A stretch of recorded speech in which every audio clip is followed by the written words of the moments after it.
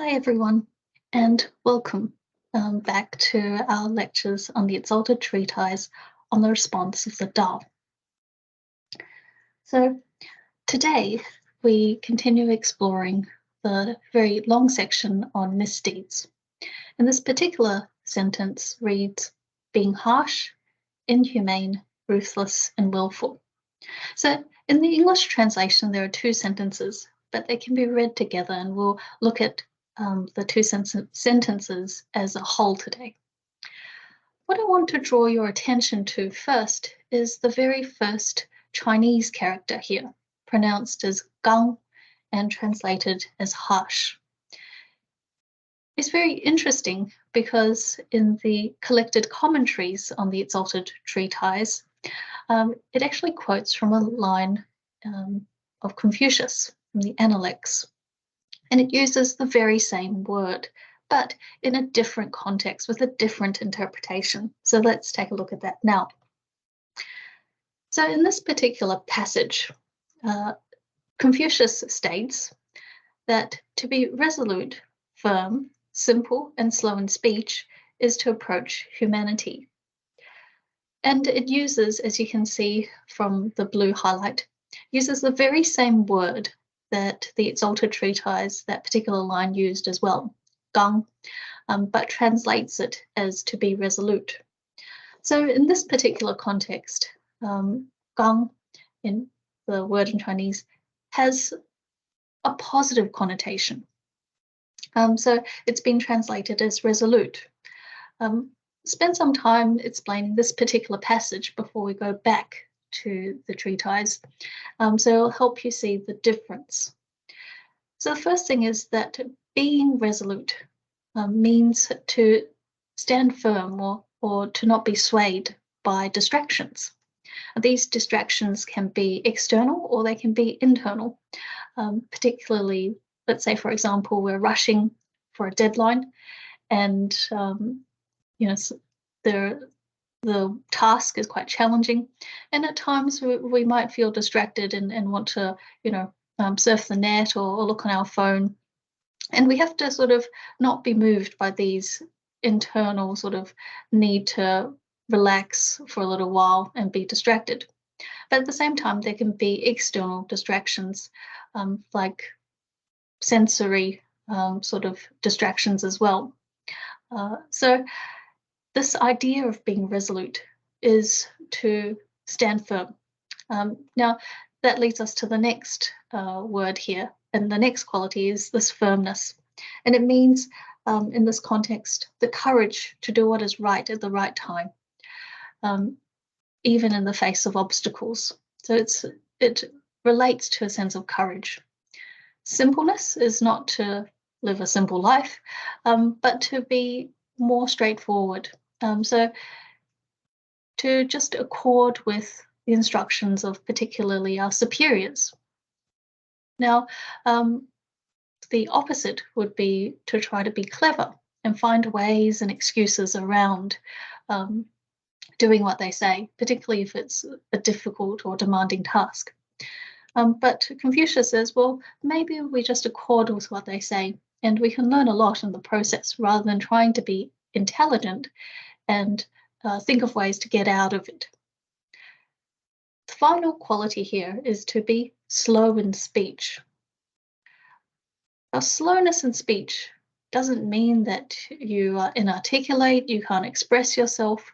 It means that you have to consider all the options before replying.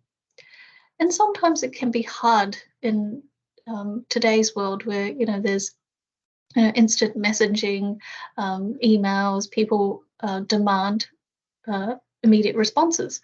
But actually, this slowness of speech, whether it's writing a message or sometimes replying to someone, is important because you want to make sure that you are fully able to help them.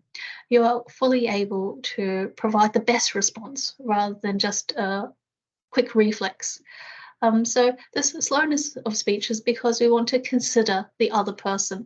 What are their needs? What are their feelings before we reply? So all of these 4 qualities, being resolute, firm, simple, and slow in speech, help us in approaching this and developing this innate quality of humanity. So humanity in Chinese Ren was the very central and all-encompassing virtue that Confucius talked about. So all of these other qualities help us in developing our overall humanity. But what's interesting, again, from this particular passage is that it tells us that we approach humanity. So, in other words, we're not there yet. These 4 qualities are important, but they're not the be-all and end-all of humanity. When we read through the Analects, of course, there are many, many passages on the idea of developing our humanity. And Confucius, in this particular saying, he's telling us that, yes, these particular ideas, these qualities of being resolute are important, but there is actually something more. And the something more is not about thinking simply of ourselves, stopping ourselves from being distracted, staying firm in the face of challenges to do what's right, or to be simple and slow in speech, but actually it's more to think about the other person. And this comes back to this humanity, this concept of humanity. And I want to remind you of the word humanity, the makeup of the Chinese character. It's made up of 2 parts, the left and the right. So on the left side is actually the character for a person, a human. So you could say ourselves. But at the same time, we don't think of ourselves only, and whether what I'm doing is right, whether what I'm saying is right, but actually we have to think more of the other person and try to bridge that gap between them and ourselves. Think in their shoes, think from their perspective. So that's what the 2 here stands for. Now, this is relatively easy to do when, in terms of our loved ones, significant others. But the quality of humanity is to continue extending ourselves, stretching ourselves beyond these comfort zones, and to think beyond to all of humanity ultimately. And so that's why this word, when we think about it in the English translation, is quite apt, because humanity, in the first sense, was what we said is an innate quality that we have to develop in ourselves. It's a part of being human to have this humanity. But at the same time, when we develop it, it's towards all of humanity. And we start from our family members, our loved ones, our friends, our neighbors, and then slowly think about not just the other person, but all others. So that's the challenge that Confucius sets us. Now, all of those different qualities that he talked about, the 4 qualities, help us approach this humanity.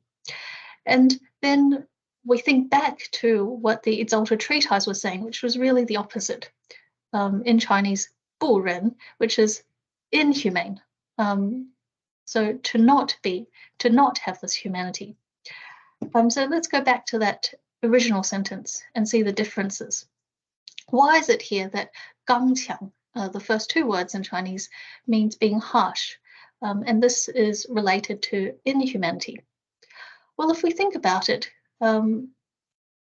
to this inhumanity comes about when we don't think of others.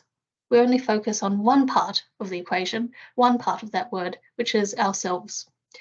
And we therefore become insensitive to other people's perspectives. We only think of ourselves. We only look from our own perspective, our own opinions, biases, emotions, etc. And therefore, as a result, we become harsh, insensitive, ruthless, and willful towards others. Well, at least this is what other people will be feeling when they come into contact with us.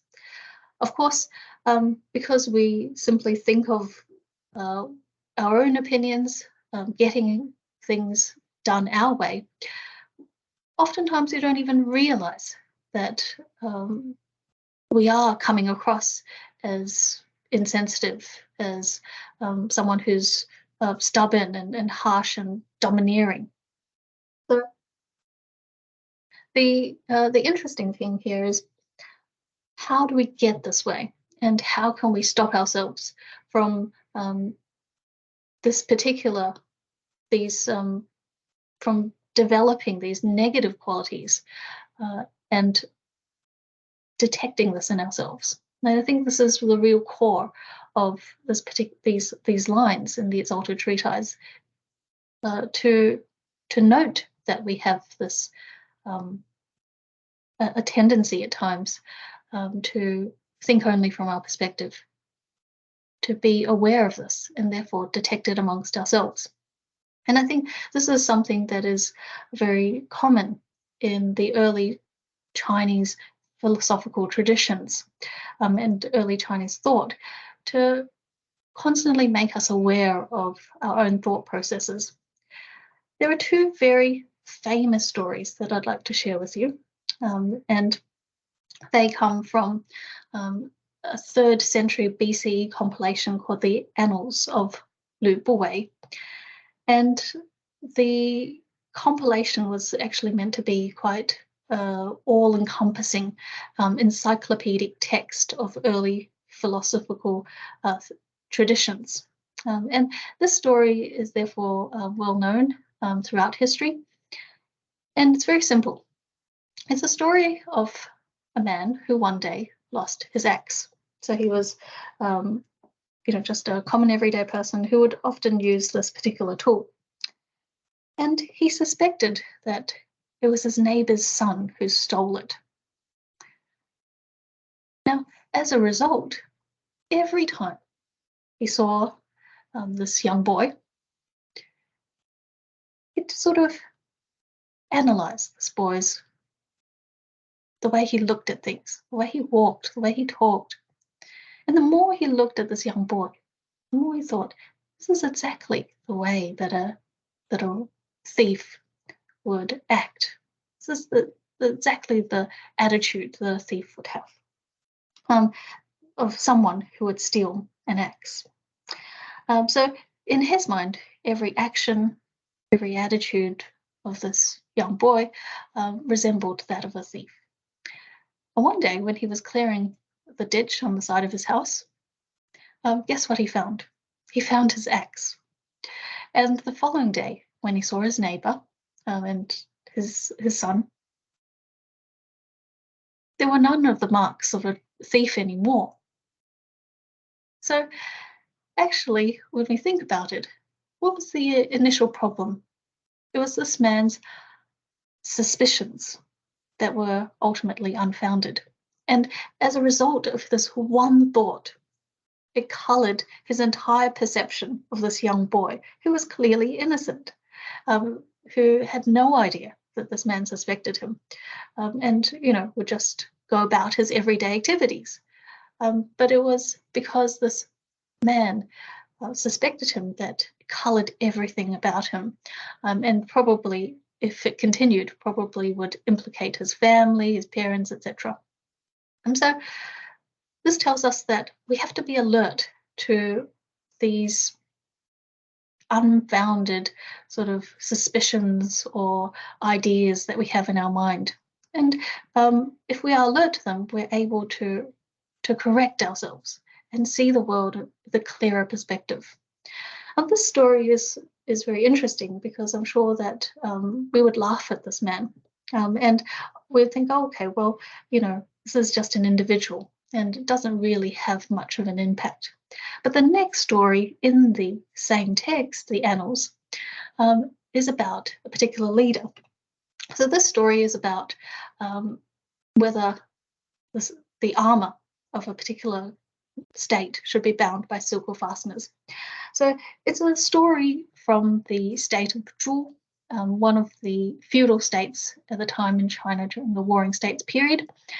And there was an old law in this state that said that the armory, which you can see here in the picture, this picture is of armor from the Warring States period. So you can see it's sort of made up of various pieces. So there was an old law that the various pieces of the armor should be bound together by silk threads. Okay, so, and this was sort of, you could say, a tradition. And one day, one of the ministers comes up with a brilliant idea. He says, well, actually, we should use fasteners.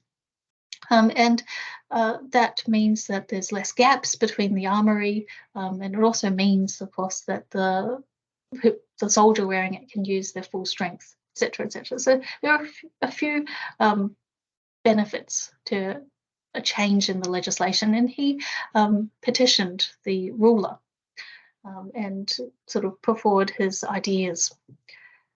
Well, the ruler was actually quite impressed, but he thought, well, seems that so far it's always been used, the armor has always been sealed together by silk. So how is it that we're going to how can we obtain and manufacture these fasteners?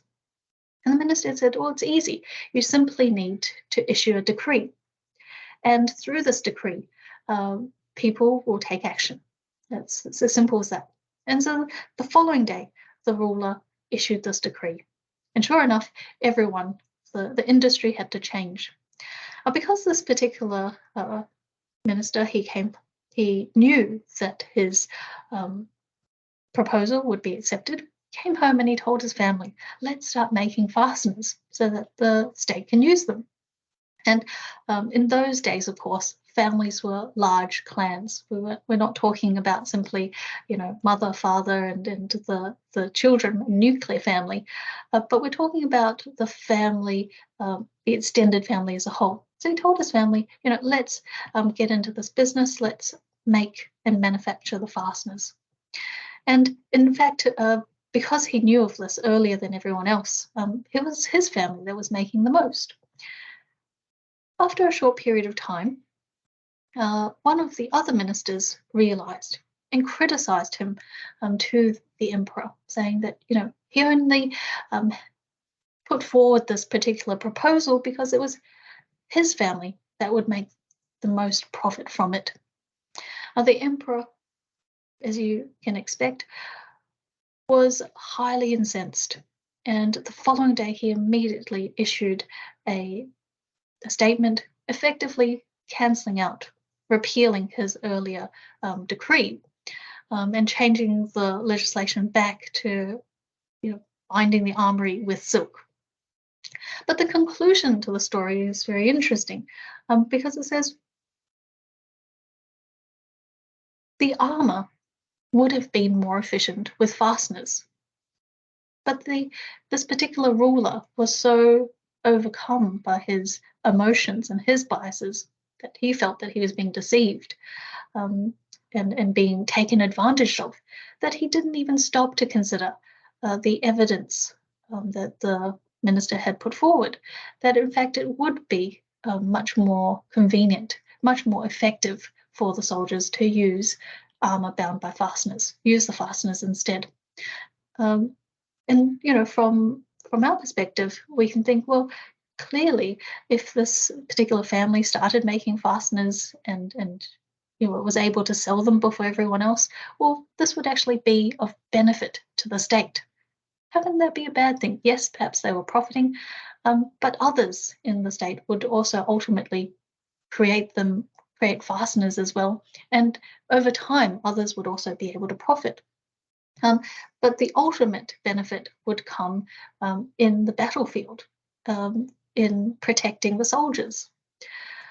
So it's easy for us to now analyze and reflect on the actions of the ruler, but the ruler himself, of the state of Zhu, when he heard the news that perhaps he was being used, taken advantage of, he was so overcome by his emotions that his decision became biased towards simply protecting himself from being cheated by someone, that he failed to consider all of the options and all of the evidence.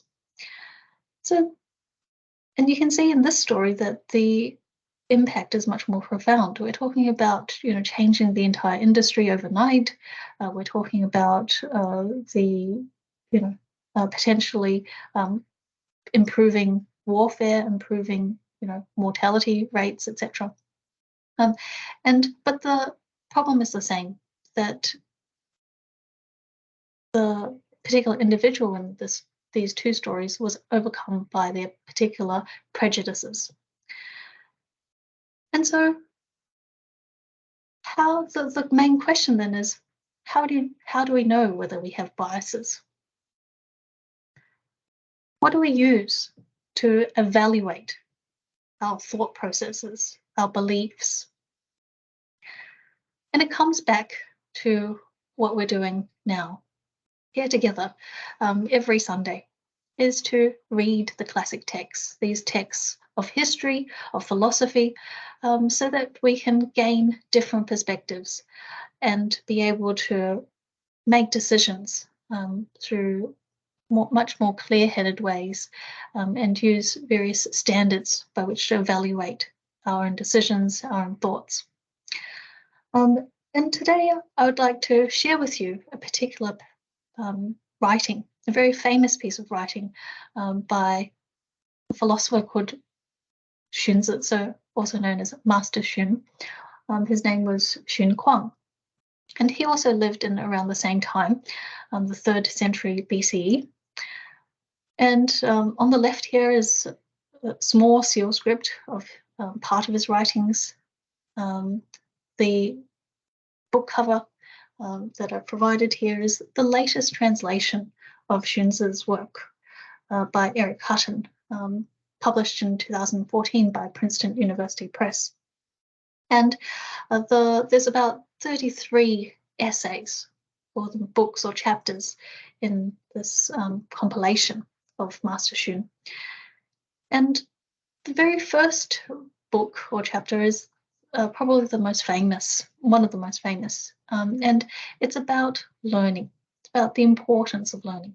In Chinese, 劝学篇, which means encouraging learning. And from this, from selected passages that I'll share with you today, you can see that this learning is quite important. It is what is ultimately necessary for us to make objective, be clear-headed, be objective, and make considering all possibilities and all options, make the best decisions for our lives. So the passages have become so famous that many of the lines have even become idioms in the Chinese language. So some of these may be familiar to you. So the very first line in this chapter states that learning must never stop. And he uses two very famous analogies. First is that of the blue dye that comes from the indigo plant, which, as he says, because it's been distilled, it's been extracted from the indigo plant, it's much bluer than the plant itself. So the quality is different. And similarly, ice that comes from water is colder than water in its liquid form. So what is that meant to tell us? Well, Xunzi is telling us that we can better ourselves. So you might have heard of Mencius's position on our human natures, that we have this innate goodness. So Mencius focused on the sort of dispositions that we have towards being kinder people. And Mencius helped us think and reflect on the positive parts of ourselves so that we could cultivate them. Xunzi, who lived in around the same time, took a different approach, in which he said, well, yes, there might be good parts, but all of us know that we are imperfect in some way. And his philosophy was to address these imperfections, to focus on the fact that we're not perfect. And but how do we better ourselves? And so the indigo plant then is a metaphor for this the self that we have that's not the best, but it's what we have. And the blue dye is what happens after we undergo the process of learning. We become better than ourselves, than these natural sort of unkind tendencies that we have. And similarly, ice that's colder than water is the same idea, that we can only improve ourselves through learning. Now, interestingly, these days when we use these quotes in Chinese, it's almost to say that, different generations, the next generation is better than the former generation. For example, students being taught by their teachers excel and surpass the learning of their teachers, which is to the great pride of their teachers, that every student that they have is better than them. So this blue dye then represents the students, and the indigo plant represents the teachers. That the teacher's wish is that every student is much better than them. So this is a different use of those lines, but the original interpretation is that it's our original nature, this nature that we have, these natural tendencies are somewhat imperfect, and that we need to go through learning in order to better ourselves, to improve. So learning is a process of self-development, fulfilling this human potential for greatness. We have to go through this process. So here he hasn't defined learning, but already we get the sense that it's not sort of textbook learning, but it's something more. It's a cultivation, it's a personal developmental sort of journey. And then more analogies. So very, very creative in his writings, very, very memorable. When you think of the analogy, it helps you think of the message. He then uses the idea of wood. Okay, so obviously wood, not very pliable. He says that, you have a piece of wood that is as straight as an incline, which was used by carpenters in the past to measure, the straightness before they cut the wood. But imagine if there's this piece of wood, it's very straight, but you can actually curve it, because of steaming, etc. They have techniques to make it into a wooden wheel as pictured here. So again, it is this idea that what was initially something that's straight can be changed. And after it's changed, it's a permanent change. So our learning of these sage teachings also helps us have permanent changes in the way that we see the world, the way that we cultivate ourselves, the way that we better ourselves. And but you can see that the process is quite arduous. It takes effort. It's not something that is as simple as sort of bending a piece of string. It's this wood that needs to be bent, and we need to rely on something perhaps outside of ourselves, which he'll cover in the following parts of the essay. Also, the analogy here of metal being bent or sharpened by the whetstone. So all of those analogies really comes to the fact of his main message, which is that to be a noble person, to be someone who's cultivated, we have to constantly reflect on ourselves. We have to think about, what are our beliefs? What are our biases? Examine what we're saying, what we're doing, what we're thinking. He says thrice daily, which has a bit of an allusion to a line in the Analects as well about one of his students, Zhengzi, who would reflect on himself 3 times on 3 things through the course of the day.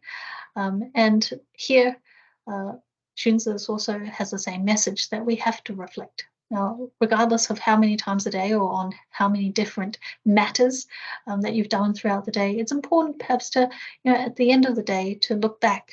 What was I happy about?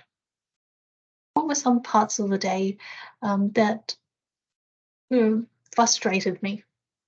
As a particular person, how could I have interacted with that person better? How could I have made better of that situation?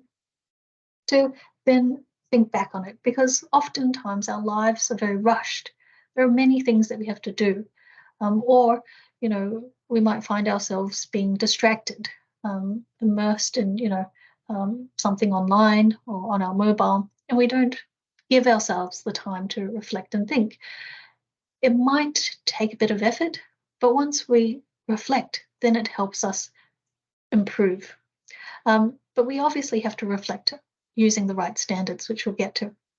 So it says here that if this noble person, this person who's cultivating, is able to learn broadly with sage teachings and then reflect on whether what they're doing, saying is consistent, then of course their knowledge will be clear and their conduct, so what they think and what they do, will be faultless. So already you get the idea that learning is quite a holistic process. It takes effort, and also it's something that it's about self-improvement. And these standards that he says, in a way, come from the outside. So very great lines here, famous lines. If you never climb a high mountain, you'll never know the height of the skies. And if you never, visit one of these national parks, a gorge or some sort of valley, you'll never know the true depth of the earth. Indeed, many of us will never know the true depth of the earth's crust.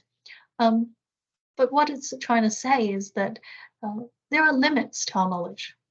All of us know that there are some limits to what we can do, but there are limits to how much we can think or realize and understand about the world.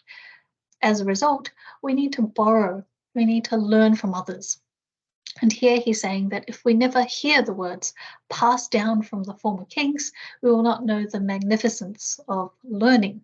We will not know the full potential that we have as a human being if we don't learn from those who have realized their full potential and are living that kind of that life, which it is very much about making full use of their humanity. So here, of course, the big question mark then is, well, who are the former kings that he's talking about, who we should be learning from? And remember, of course, that Xunzi, this particular text, was written 2,000 years ago. So for him, the former kings would be, again, 2,000 years before him.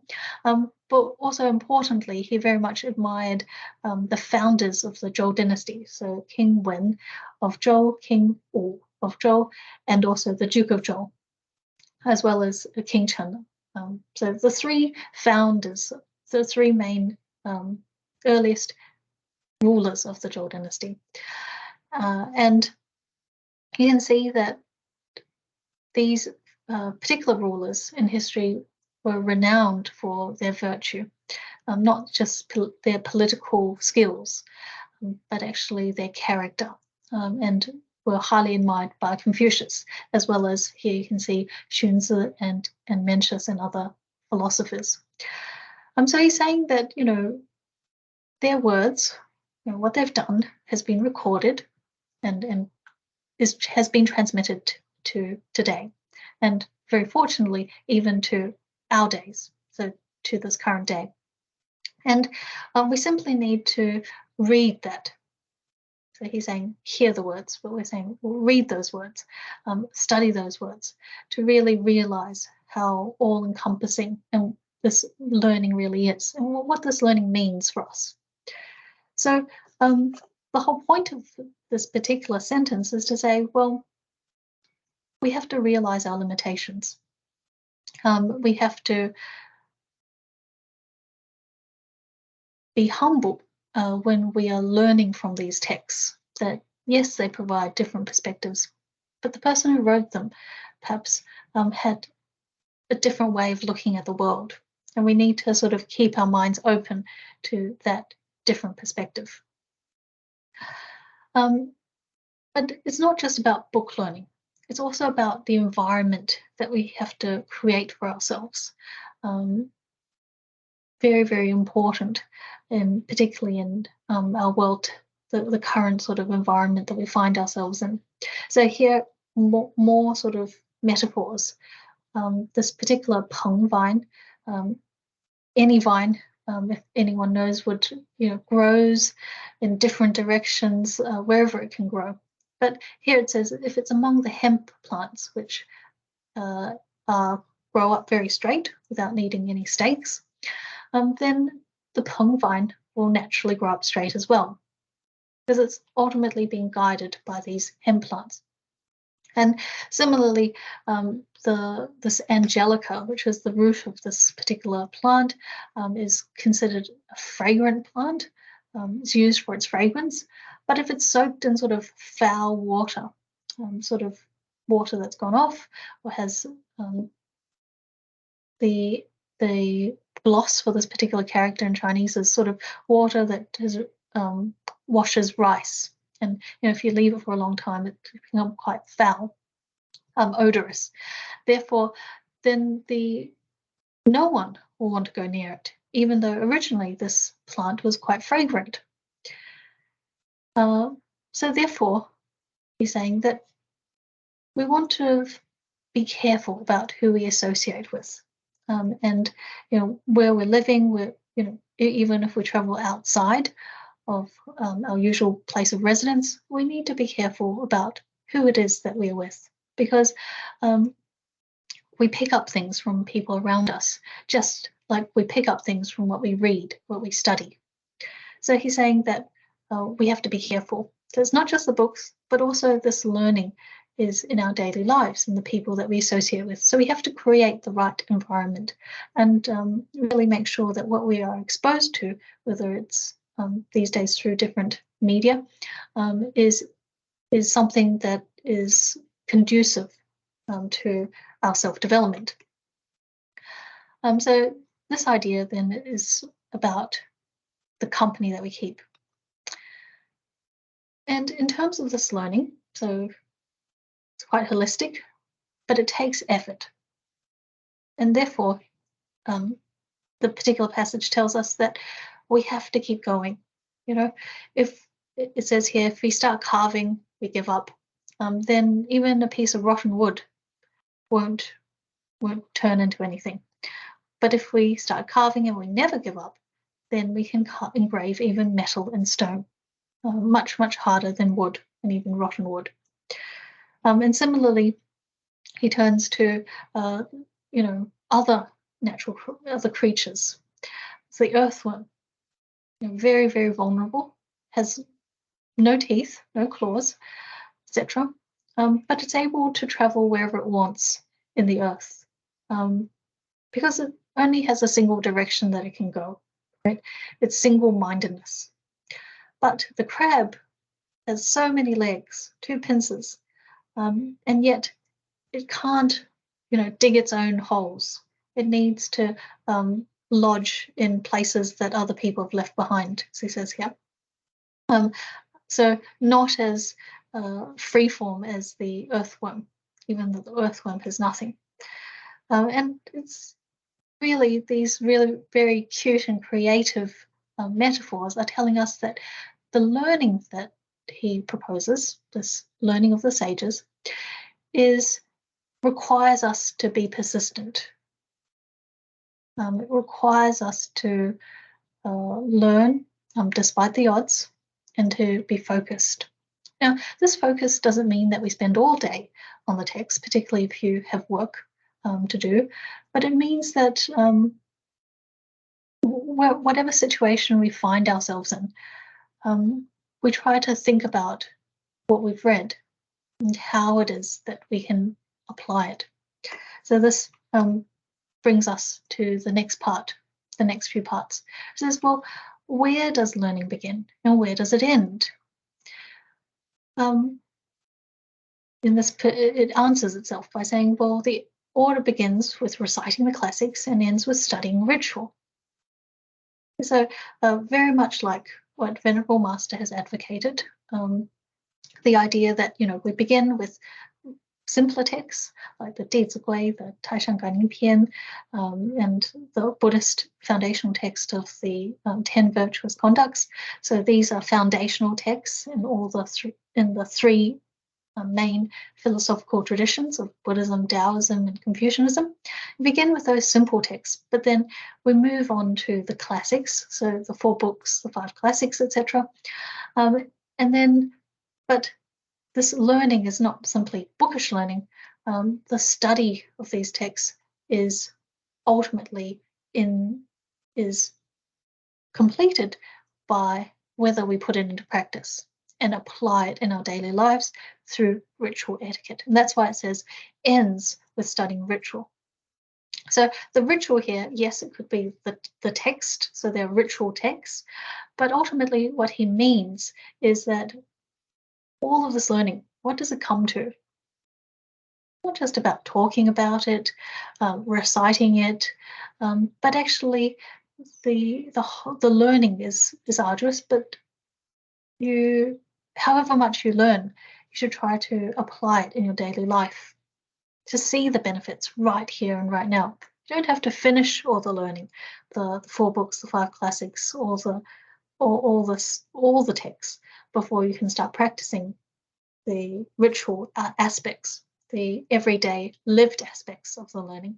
You can do it here and now. So it's sort of complementary.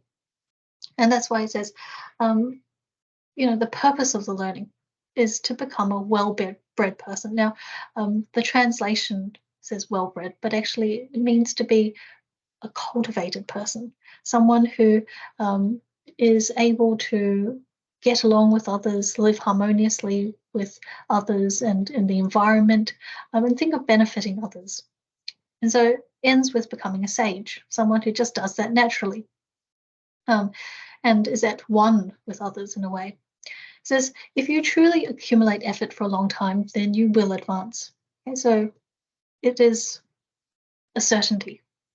It's not something that you need to worry about. It will happen. You just need to do it.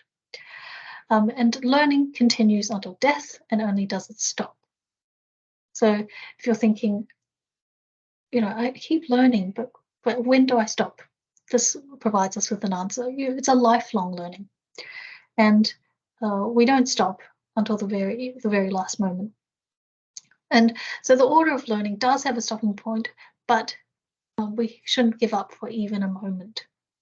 So you can see here it's very comprehensive. It tells us what's in the curriculum, and where does this study occur? It occurs in every moment of our lives. It's not something that just happens when we open the book.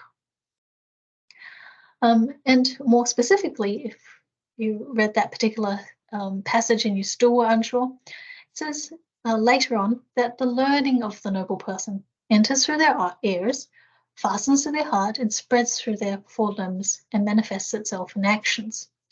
So where is this learning? Okay, so in those days, yes, maybe books were not so common.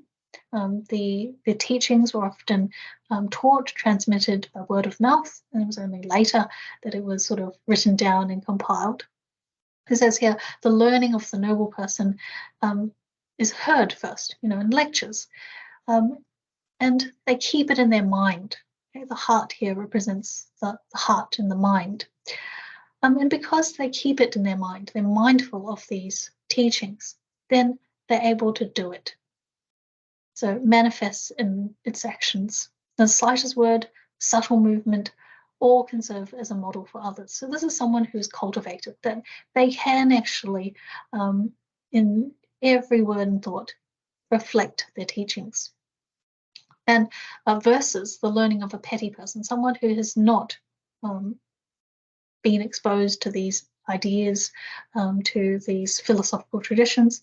Well, what happens? Well, they don't realize that it's something that you have to implement. They might hear it, but they simply just talk about it.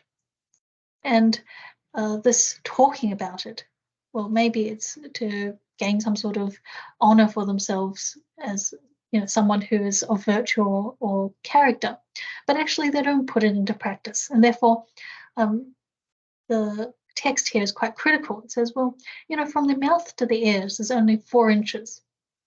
And how is it that this learning is enough to improve the whole body. So, the learning is not something that you just talk about, that you hear about, you talk about or read about, but actually something that benefits your entire way of living. So that's what he's the main message here, is that this learning, it begins in understanding the standards by which we can evaluate our thoughts so that we aren't biased. But it doesn't end in simply being able to recite, talk about the standards. It's actually about being able to live them in the slightest word and the most subtle movement. And I think that these few passages are really the core of the entire chapter, because in a nutshell, you can see that this learning is quite holistic, that it's something that all of us can be part of. Even if we have a few moments every week to revise some of the literature, but at the same time, throughout the rest of the week in our work life, we can very much try to think about how to practice it. So I want to spend the last few moments going back to the earlier stories and seeing, well, how it is that we can put into practice what we've learned about 太上感应篇, the earlier parts, into helping these people solve their problems. And, in the future, if I was to be in the same position, how would I be able to think my way out of that rut? So the story of the man who lost an axe. Now, for us today, it'd be, well, having some sort of suspicion about others. And you can't particularly ask that person, but maybe you've heard it through a friend or a colleague, and you think that there's something between you and the other person. And because of this thought in your mind, every time you meet them, just what they say, what they do, just frustrates you. So this is the same as the man who always saw the young boy, and he thought in his mind that this young boy just resembled a person who would steal an axe. But how can we then use the 太上感应篇 to help us?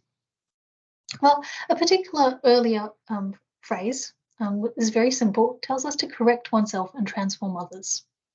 So if there's something about the other person that you think is dubious, suspicious, well, think back to yourself. What is it that I've done that I can improve? Okay, perhaps there's something that they, in some ways, annoys me. Do I do that to others? And how can I sort of improve myself whenever I'm in their presence, so that I don't reflect the same qualities that I find of dislike in them? So the point here is to think and reflect on yourself. So if this man said, okay, well, this young boy has taken my axe, well, why can't I just simply replace the axe? Well, the axe that I have, maybe I've lost it. If he sort of reflected on himself rather than simply blaming the other person, putting full blame on the other person, maybe he would have found the axe sooner. So this is, obviously there are many, many lines in the treatise that might help us. And this is something that is applicable to various situations. If we find a problem and we identify a problem in others, or we think a problem in others, then it's always important to see and reflect on whether we have committed the same the same issue, if we have that particular quality in ourselves. And oftentimes you find, okay, well, maybe I do. And if I change that, the other person responds in a different way, that, we've changed ourselves, then they say, well, if that person improved, how can I not? So this is one particular suggestion. The other one about the story of the ruler who was very much incensed and then immediately changed the policy again. Well, first of all, the lines about proceeding if according with the way and retreating if in breach of it would help him, because if he thought about the suggestion, the proposal, and realized, well, actually, this is something that is of value, something that we've never thought about before as a state. And that's why we've always done things in that way, using silk instead of fasteners. But when he was convinced that this person's proposal had merit, then he proceeded. So it was in according with the way to make things more convenient, and it would help his people. So if we proceed, then we shouldn't regret, because we know we've made the right decision. We've accorded with the way. And if other people benefit from this, well, then we should be happy that they've benefited. View a person's gain as one's own. If he's the ruler and he's feeling jealous or in some ways cheated by someone who is profiting simply because they are according with his new policy, well, then you can see that this ruler has a very petty, is petty in a way. And this particular negative quality should be changed by trying to broaden their minds, open up their hearts, to view a person's gain as one's own. As we said before, yes, initially, through the change of policies, there will often be one or two people or businesses that might benefit the most because they are, ahead of the others. But over time, more people in the industry will provide these products, and it's a matter of over time finding and tendering to the best business, right, in today's sort of business models. So there's no need to immediately change the policy if you feel that you have already considered all the options. So this idea of proceeding in according with the way.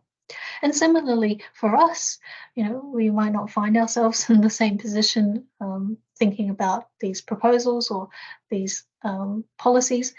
But if we have made a particular decision to help someone, and ultimately their achievements surpass us, well, that can only be a good thing. We should see their gain as one's own gain, that, I have helped them and they have gone on to help many more people. And that's wonderful, because by the very little effort that I've put in to help them, then and by sort of sharing with others, then many, many more people have benefited. And it's as if you yourself have done those, have those merits in a way. So it can only be something to be happy about. And it does take a bit of getting used to or thinking about. And we often need to use the text to remind ourselves of the fact that, okay, well, if someone else is benefiting, if someone else is profiting, well, perhaps we should be happy for them, rather than be jealous or annoyed because we've helped them in some way in the past and they're now better than us, for example. I think that this is something that we need to, like any other skill, we need to train ourselves to think in this way, and train ourselves to get out of the rut of, as the Exalted Treatise reminds us, of being harsh and insensitive and ruthless and only thinking about our own opinions. What is the benefit to myself? The point of these texts is to say, well, remind ourselves of what's important, where it is we can do the most good, and focus on those things, and all the other sort of negative qualities will melt away if we remain focused on what we should be doing. So the approach that I've taken today in exploring these slides is not to focus on being negative, but to focus on being positive and how it is that we can evaluate positivity, how we can evaluate our thought processes by the importance of this particular kind of learning. A learning that might be different from what you have experienced in school or university, but it is a learning that's, you could say, it's a life learning, it's a life experience. And people who, you know, who much when they have different life experiences, their insights may be very much similar, in the sense that it's the school of life, as we call it. And by learning from these ancient philosophers who've also seen much more in their time and sort of summarized their life experiences, then we can only benefit. So we use their ideas as guidelines, guideposts to our own thinking, so that we can benefit ourselves, but also others. Okay, so thank you very much for listening, and I'll end there today, and I look forward to seeing you next week. Thank you very much.